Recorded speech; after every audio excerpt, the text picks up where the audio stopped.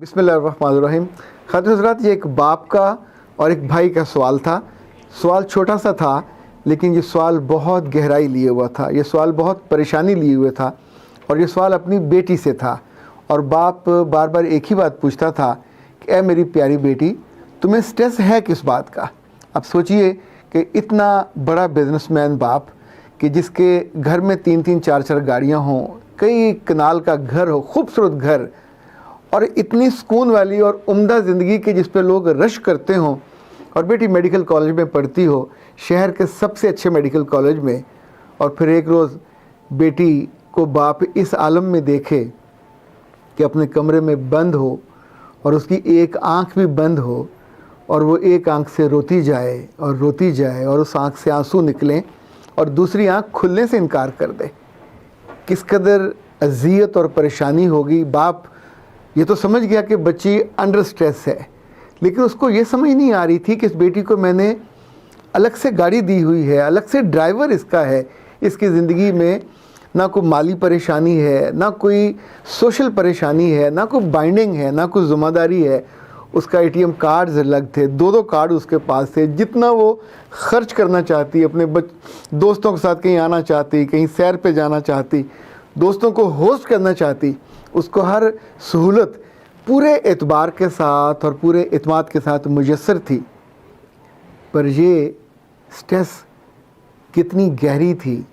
कितनी अनोखी थी और कितनी अजीब थी, बेटी अपने बाप को बताने के काबिल नहीं थी। ये बात उसने अपने भाई को बताई, और जिस तरह, जिस खौफ से और जिस तज़ब्ज़ुब के साथ और जिस स्ट्रेस में बताई होगी, आप उसका अंदाज़ा भी कीजिए कि और कोई रास्ता, कोई चारा था नहीं। बेटी का मामला ये था कि वो फाइनल ईयर में थी, और उस लम्हे जब वो गुज़श्ता 3 साल से एक मोहब्बत को रेजिस्ट करते करते उस मुकाम पे पहुंची जहां उसने उस मोहब्बत को कबूल कर लिया। और उस मोहब्बत में जो सबसे बड़ी बाइंडिंग थी, उस बच्ची ने ये बताया कि वो अल्लाह और रसूल की मोहब्बत की बाइंडिंग थी। उसने अल्लाह के नाम की कस्में खाईं, उसने रसूल के नाम की कस्में खाईं। वो इस दौरान जब कभी आज़ान होती तो उस लम्हे की, उस पाकीज़ा लम्हे की कस्में खा के यकीन दिलाता कि तेरे अलावा मेरी ज़िंदगी में कोई नहीं है, और तू मेरे लिए सबसे बढ़कर है और सबसे बरतर है और सबसे अहम है। 3 साल कॉन्सेक्टिव आप एक लड़की पे एफ़र्ट करते रहते हो, अपनी क्लास फेलो पे, और उससे यकीन दिलाते रहते हो, और फिर जिस रोज़ उसको यकीन आ जाए और आपके ज़िंदगी में वो इन्वॉल्व हो जाए, और उसके बाद आप वो सारी कस्में भूल जाओ, वो सारे वादे भूल जाओ, और न सिर्फ उसकी रूह पे ज़ख्म लगाओ, उसके जिस्म पे ज़ख्म लगाओ, उसकी इज़्ज़त भी उसके पास ना रहने दो। आप सोचिए कि किस दुख में, किस कर्ब में और किस अज़ाब में वो मुब्तला होगी। उसने बड़ी हसरत से कहा कि सर, उसने मुझे अल्लाह के नाम पे लूटा, उसने मेरी ज़िंदगी को अल्लाह के नाम पे स्पॉइल किया। दिल तो मेरा चाहता है कि उसी रब के आगे हाथ जोड़ूं और कहूं कि उसको बर्बाद करके रख दे, पर मेरा हौसला नहीं पड़ रहा कि मैं अपने रब से इतनी बड़ी उसके लिए बद्दुआ करूं जिसने मेरी ज़िंदगी बर्बाद करके रख दी। ऐसी ज़िंदगी कि जो शहज़ादियों की सी ज़िंदगी थी, ऐसी ज़िंदगी कि जिसका लोग तसव्वुर भी नहीं कर सकते। आप सोचिए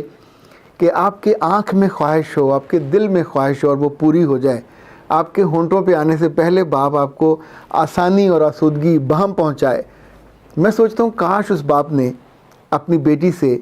मेडिकल कॉलेज में जाने से पहले, भिजवाने से पहले ये कहा होता कि मेरी बेटी, तू मेरी बेटी नहीं है, तू मेरी शहज़ादी है, और तेरे लिए रब ने इस दुनिया में कोई ना कोई शहज़ादा ज़रूर भेज रखा होगा। सो तेरी शादी जब भी होनी हुई किसी शहज़ादे से होगी। तू किसी कमी कमीन के लिए नहीं बनी, तू किसी कमतर ज़ात के लिए नहीं बनी, इसलिए कि अगर तू उसके लिए बनी होती तो फिर किसी वैसे ही घर में पैदा हुई होती, वैसे ही तू परवान चढ़ती। पर बाप ये कमी कर गया, कोताही कर गया, शायद ये सोच के कि एक मेडिकल कॉलेज में, एक प्रोफेशनल इदारे में बेटी जा रही है तो इतनी समझदार तो वो होगी, इतना ख्याल तो करेगी। पर ये जो उम्र है, ये ऐसी नाजुक उम्र है कि इसमें बड़े ये सोचते हैं कि इनको समझ होगी, और ये ख़ुद नादानी कर जाते हैं, और नादानी में सब कुछ गंवा बैठते हैं। जब सब कुछ लुट गया, गंवा दिया, اور وہ احمق اس کو چھوڑ کے یہ کہتے ہوئے اپنے گاؤں چلا گیا کہ میرے ماں باپ نے میرا رشتہ اپنی برادری میں طے کر دیا ہے، اور وہ ایک بہت کمتر برادری سے اس کا تعلق ہو، اور وہ تو تمہارے ساتھ اس لیول پہ شادی کرنے کا کبھی سوچ بھی نہیں سکتے۔ اب سوچئے کہ یہ بات اس نے کہ 3 سال پہلے سوچی ہوتی تو نہ اس کی زندگی برباد کرتا، نہ اس کے خوابوں کو برباد کرتا، نہ انسانوں پہ اس کے اعتبار کو برباد کرتا، اور سب سے اہم یہ کہ اس اعتبار کے بیچ میں اللہ کو اور رسول کو گواہ بنا کے آپ نے اپنے لیے جس زندگی کو جس بڑی مشکل سے دوچار کیا ہے، سچی بات ہے میں لرز جاتا ہوں، میں ڈر جاتا ہوں یہ سوچ کے کہ اللہ کی ناراضگی آج ہو یا کل ہو، یہ ہو نہیں سکتا کہ ایسے آدمی کو جس نے بیچ میں اللہ کو گواہ بنایا ہو، جب بھی کوئی اللہ کے نام پہ دھوکہ دے، رشتے میں دے، بزنس میں دے، ایموشنز میں دے،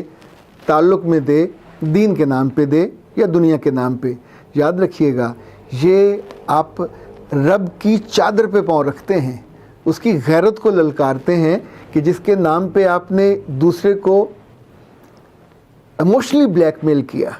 اس کو یوٹیلائز کیا، اس کو یوز کیا، اور پھر آپ اس کو پھینک دیتے ہیں ایک ناکارہ اور استعمال شدہ چیز کی طور پہ۔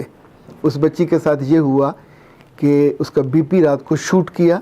جب اسے اس بات کا علم ہوا، اس کی زبانی علم ہوا، تو اس کی یہ جو وین تھی یہ پنکچر ہوئی، اور پنکچر ہونے کے بعد اس کی یہ آنکھ بند ہو گئی ہے۔ Now she is unable to open the eye, اس کی آنکھ مستقل بند ہے، اس کی پلک اس کے قابو میں نہیں ہے۔ آئی ڈونٹ نو کون ڈاکٹر عمران صحاف اس کو ملے جو اس کی آنکھ کو دوبارہ اٹھانے میں اور کھولنے میں مددگار ہوگا، اس کو کتنا وقت لگے گا، پر یہ دکھ ایک دن کا نہیں ہے، یہ ایک رات میں ختم ہونے والا دکھ نہیں ہے، یہ ایک آپریشن سے ختم ہونے والا دکھ بھی نہیں ہے، یہ ایک ایسی اذیت ہے۔ وہ بار بار ایک ہی بات کہتی ہے کہ کاش اس نے یہ نہ کیا ہوتا، کاش اس نے بیچ میں اللہ کی اور رسول کی پاکیزہ نام کو اور اس کی محبت کو مجھے سینٹی کرنے کے لیے، بلیک میل کرنے کے لیے، اپنے آپ پہ اعتبار دلانے کے لیے استعمال نہ کیا ہوتا۔ اس کی ساری قسمیں، اس کے سارے وعدے، بیچ میں قرآن کا ذکر کرنا، بیچ میں اذان کا ذکر کرنا، بیچ میں جو مسلم اصطلاحیں ہیں جو ہمارے دل میں ہوتی ہیں، جب آپ ان کو یوٹیلائز کر کے اپنے ایک یوں سمجھیں کہ جسمانی ضرورت کے لیے یا اپنے ذہن کی گندگی کے لیے آپ کی انٹینشن وہ ہو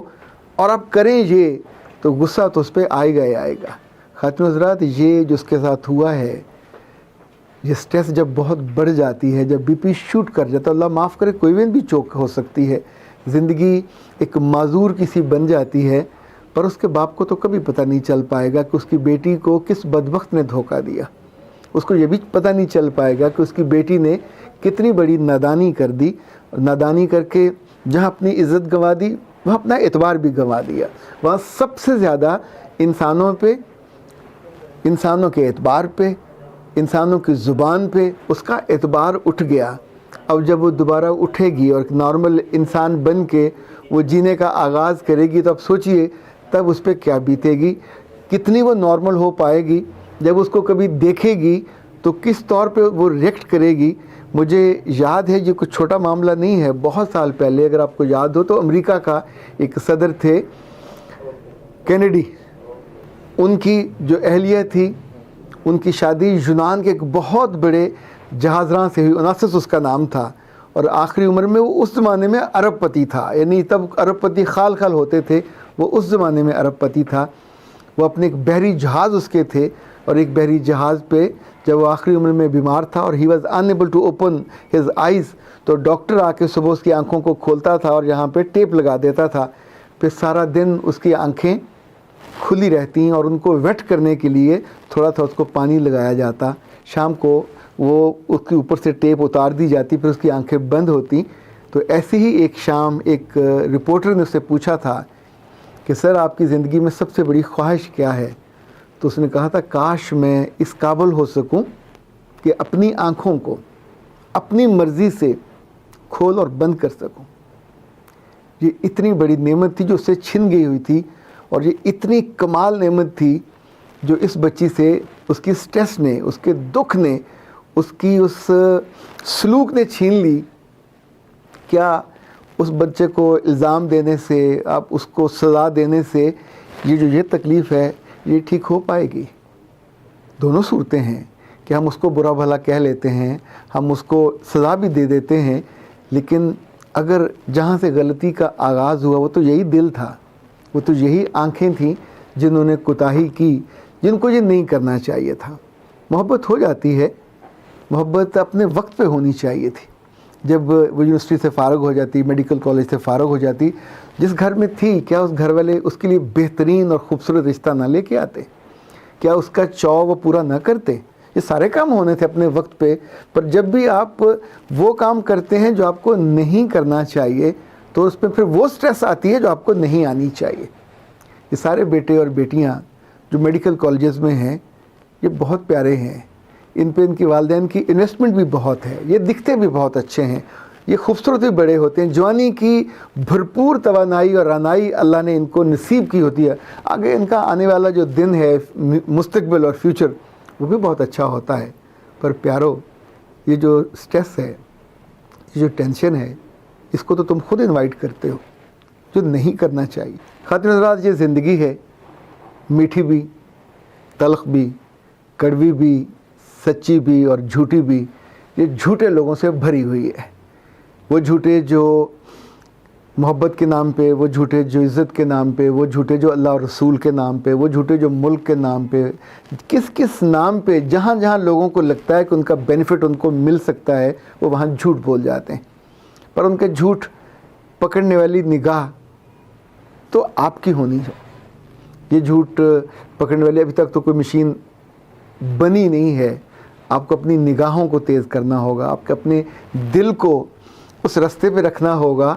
کہ جو کبھی ان جھوٹوں کے ساتھ لمبے سفر پہ نہ چل پائے، کیونکہ جب یہ رستے میں چھوڑتے ہیں، تکلیف دیتے ہیں، دھوکہ دیتے ہیں، تو پھر وہ آنکھیں جو کھلنی چاہیے تھیں وہ بند ہو جاتی ہیں۔ کاش یہ آنکھیں وقت پہ کھل جایا کریں، کاش یہ آنکھیں اس وقت کھلی رہا کریں جب ان کو کھلی رہنا چاہیے، پر جب اس وقت نہیں کھلتی تو پھر دکھ میں، پھر تکلیف میں اور پھر سٹریس میں یہ بند ہو جاتی ہیں، اور پھر ماں اور باپ پوچھتے ہیں حیرت سے کہ میری بیٹی تجھے کیا ہوا ہے، تجھے کس بات کی سٹریس ہے؟ ان کو سمجھ نہیں آتی کہ اس کی زندگی میں جہاں سٹریس کو ہم نے چار دیواری کے اندر آنے نہیں دیا، اس کے دل تک اور اس کی روح تک یہ پہنچ کیسی گئی؟ پر یہ سٹریس تو آ کے زندگی برباد کر جاتی ہے۔ میرا رب آپ سب کو سلامت رکھے اور آپ کی زندگیوں کو ایسی سٹریس سے بھی بچائے رکھے۔ اختر عباس کو اجازت دیجیے۔ السلام علیکم ورحمۃ اللہ۔